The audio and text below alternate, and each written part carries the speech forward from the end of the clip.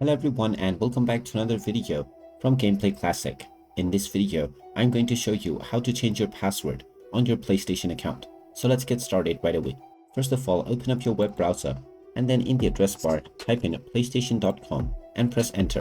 You will now be taken into the official PlayStation website. Just choose your country and you will end up within the homepage.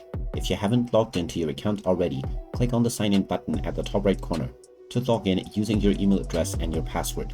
After logging in, you will be taken back into the home page. Now, if you wish to change your password, tap on the account icon at the top right corner and then click on account settings. Now, from here, click on security at the left side and then click on continue. You will now see your password section. Go ahead and click on the edit button at the right side and you will now be asked to enter your current password first. Go ahead and type in the password that you are currently using to log into your PlayStation account and then type in your desired new password within the new password box. Then type this new password once again for confirmation and then you can click on the save button and this will save your new password right away. You may be asked to log back in on other devices, so you will need to enter this new password in order to do so.